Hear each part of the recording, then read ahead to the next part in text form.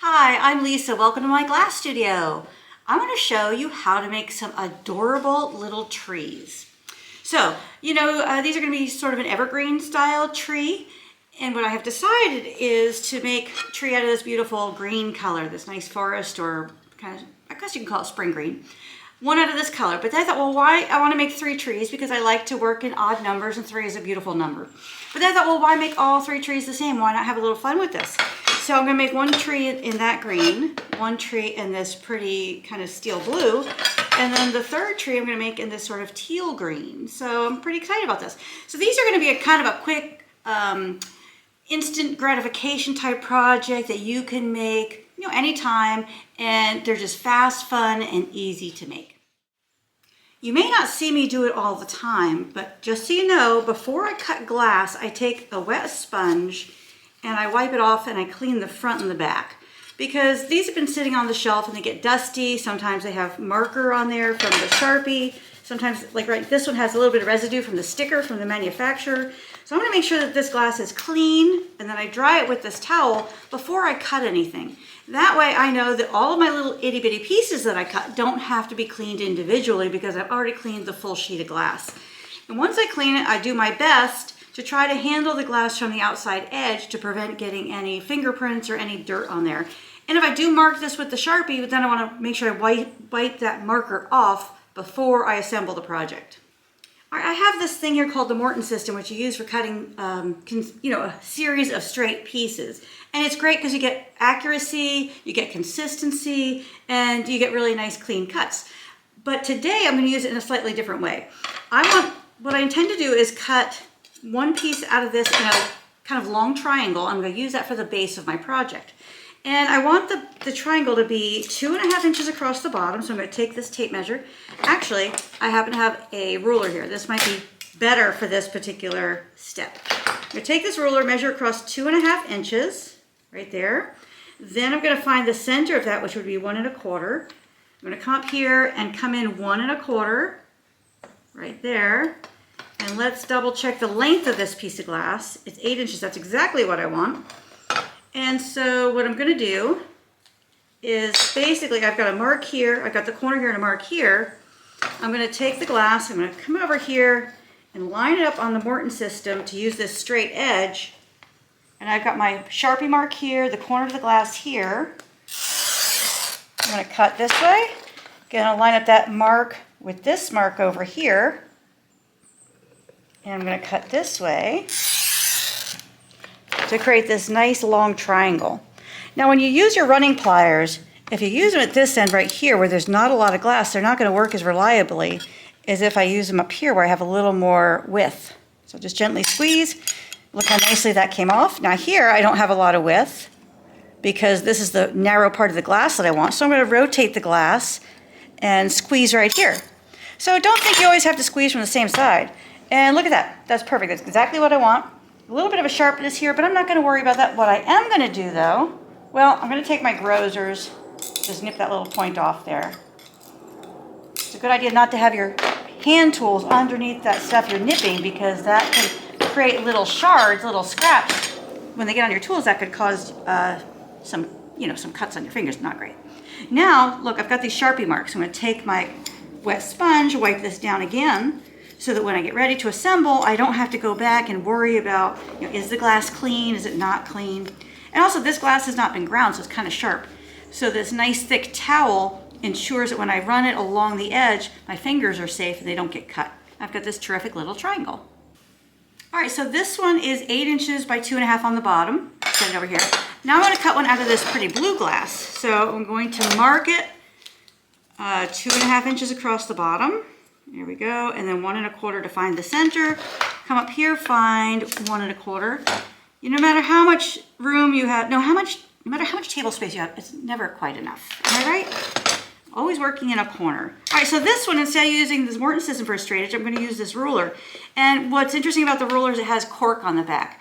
That way, when you put it on the glass, it doesn't slide. It stays nice and firm wherever you put it. So I'm going to take this. I'm going to line up the ruler with this mark up here, line it up with the corner edge of the glass down here. Do a nice score there. Rotate a little bit. When I'm rotating it in order to make the glass more convenient for me, to get really consistent pressure on my score line from beginning to end. There we go. All right, now I need my running pliers. I'll break this off. You know what? I'm going to break this one off up here first, so I get used to the maximum use of those pliers, and break this one off here. There we go. Now we got a little extra glass here. That's not a problem. We'll just take it. We'll move this extra material out of the way, and then we'll just take these and peel off that extra material so that we have a little bit cleaner bottom edge. There we go. All right, now I'm going to take my wet sponge and wipe that off because I want to make sure I don't have any Sharpie on there and to minimize any fingerprints that I might have put on this glass while cutting it. Now I'm going to go ahead and dry it, and then we're ready for the next step. There we go. All right, I have a 12-inch round primed ceramic kiln shelf here. I'm going to build right on top of this shelf because this project is going to be kind of a free-form item, and it'd be real difficult to build on the table and then move to the shelf. So I'm going to place my little tree there. I'll place one here. And now I'm going to take a little bit of this material right here. Now I've already cleaned this off with the wet sponge and dried it with the towel. And I'm going to nip it with these mosaic nippers into this bucket. And I'm trying to get some nice random pieces I'm trying to avoid straight edges. I'm going to go ahead and trim that off. Now the mosaic nippers, when you're using these, they're a lot of fun, but they've got a curvature right here. You want your hand all the way to the back, as far away from these cutting wheels. These are the cutting wheels. You want your hand as far away from the cutting wheels as possible, back into this little indentation, because the further away you are, the more leverage you have, the easier it is on your hand. And we're going to be cutting a bunch of this, so we want to make sure that our hand doesn't fatigue too soon. This is the cutting wheel right here, the cutting wheel. So what happens is you grab the glass like you're grabbing it with scissors, and then you just squeeze, okay? So if you grab it in the middle of the glass like this, it's really hard to break. If you grab it near the edge, like you would if you were using scissors, it's much easier to break. Now I'm going to grab inside a little bit because I want some bigger pieces here. Ooh, I like that one right there. That one right here is going to be perfect for the top of my tree. Look at that. Okay. And this one right here, this has a straight edge right here. Let's take that straight edge off. Take this straight edge off. And look at that. Isn't that fun? All right. I'm going to take this piece here, put it there. Maybe we want it like that. All right, I like that. This one's fun. Put this one over here. It's okay if they kind of lay onto the shelf a little bit. So I need more pieces. And basically I'm going to completely cover this triangle on the bottom. The bottom triangle is kind of a, ooh, look at that.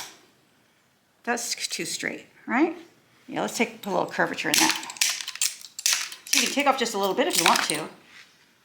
There we go, that's nice. Now I have to stay on top of this kiln shelf, so maybe we go this way with that one. These are kind of small, I want some bigger pieces.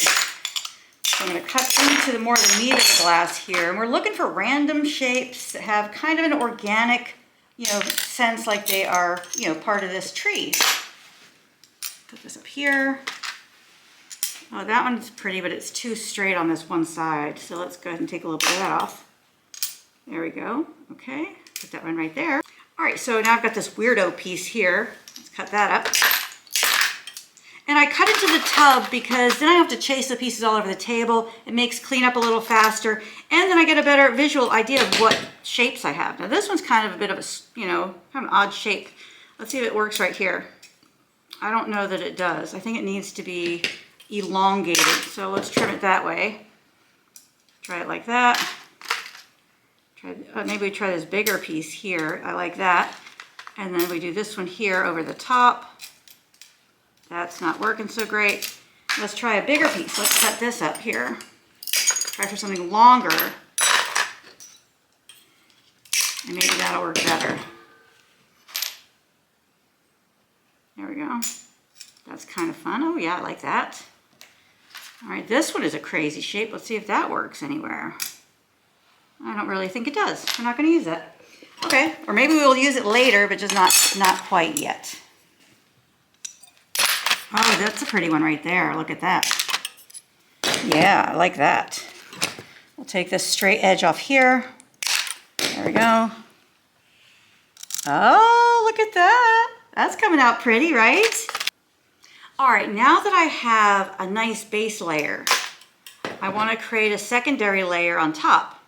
And I'm going to do that with more pieces and have them extend in such a way that the limbs are overlapping. So that instead of having the limbs like all one on top of each other, they're kind of doing a zigzag shape. And we ended up with these smaller pieces. We ended up with a nice selection of small pieces here. This one I'm going to give a little bit of a nip here so it's not so straight. Oh, look, that one positioned itself nicely. Thank you so much. This one looks like it would go down nicely down here. This one could go here. I'm going to take some of these random pieces and tuck them on so we get this nice organic tree shape. So right here I don't have, come on in closer a little bit. And right here, see where I've got some gaps and some openings and there's not really a little thing sticking out there. So let's go ahead and put something here so it sticks out in that direction. We'll put something over here, sticks out in that direction, overlapping so we get this nice layering here on this tree. Ooh, that one tried to bite me. Up here, let's do something like that up there. Ooh, isn't that looking pretty? And right, one more piece right here. There we go. And this piece just is calling me. It says, please use me. So it's gonna go there. And then I think I'm gonna put a few of these small pieces right down the middle, even if they're not in the right placement, so what? Just so we have a nice filling and a concentration of color. I want a little bit more concentration of color down the center because I think that's gonna make the tree look a little more interesting. Down here, I think maybe I need a little more something extending out off of this end. There, yes, yes, yes. All right, now we're gonna take some wispy white and we're gonna try to cut this into itty bitty pieces. Itty bitty, sort of long pieces if we can. There we go. And we're gonna use these for snow. Look at that, our tree has snow on it. Oh, look at that beautiful piece right there. That might have to go up here near the top. And look at this nice little piece here. Yes, yes. Oh, here's another beauty. Put that one right there. And remember, we're trying to work in odd numbers. Let's put a little bit of snow up here on the top. Now this piece, this project, you could use a little bit of, you know, like hairspray or some sort of very fluid glue to hold it together. But you know me, I'm gonna live on the edge and just transport it as it is and just hold my breath, actually. There, oh, that's a nice big piece of snow. Let's put that one down here. Maybe we want a few more longer ones. That one, I'm gonna take that sharp edge off of it. There we are. Oh boy, tweezers. You know, how often do I say tweezers would be really handy? So from now on, when you guys go set up to make something, bring tweezers with you. I should, but I don't, because I always have, I'm working all over the studio because I have to find a clean spot on the table to work. And that happened to be over in this side of the studio today. All right, oh, this piece is coming out awesome. This is gonna be a really nice one. Look at that. Oh yeah, that's beautiful. Can you see that up against my dark shirt? That's really fun. That's going right there. Actually, I want the pointy part facing out. There, okay. Well, I'm feeling pretty confident with this tree right here. I love it. All right, so I'm gonna make two more trees. I'm gonna make a blue one, this color, and then I'm gonna make one this green color. And I'll come back and show you those assembled. Okay, so I have this pretty teal tree and I made an evergreen colored tree, and now I'm gonna work on this pretty blue colored tree. So I've got my triangle right here. And what I've learned is as I'm laying these pieces out, I've learned that I kind of like the pieces where the slope or swope or curvature is kind of going up on the tree, on the outside of the tree. So I tried to lay them out in such a way that the tree is kind of doing like an umbrella kind of thing coming down. And so the best way to fit all three trees on this kiln shelf was to turn this one upside down. So don't be afraid to turn your projects a different direction in order to get more on that kiln shelf. We always want more on that kiln shelf. You got space on that kiln shelf? Fill it up.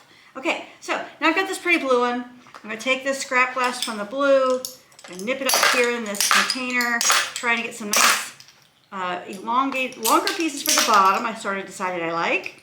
Shorter pieces for the top, because you know, trees, that's kind of how they work.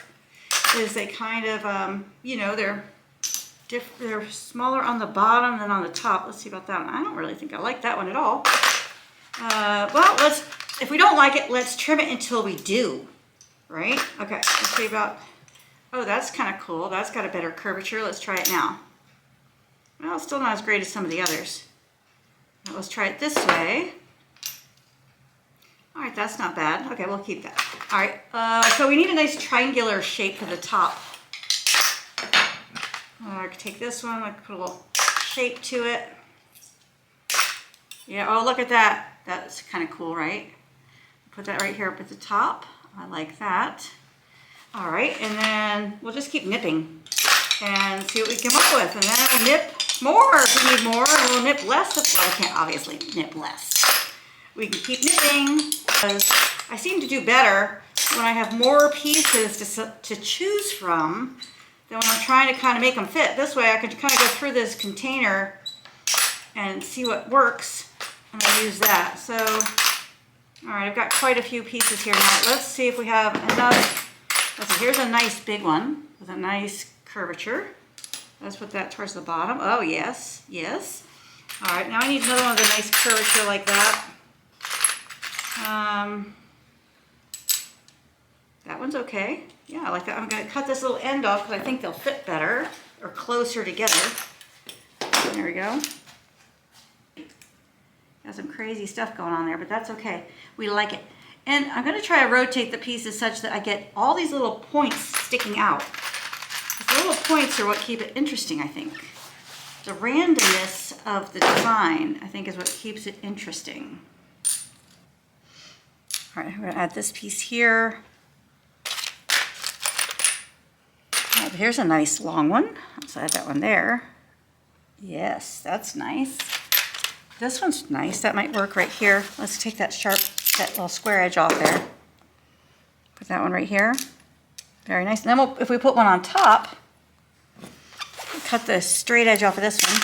If we put this on top, it kind of holds it down. And it gives us more detail and a little bit deeper color right there, which I like. There, oh, that's nice. That's even nicer where it sticks off the ends a little bit. Oh, this is fun, right? Yes, yes, look at that. That's a beaut. Maybe that one should go down here because it's so big. Yeah, put that there, put that there, put it right here.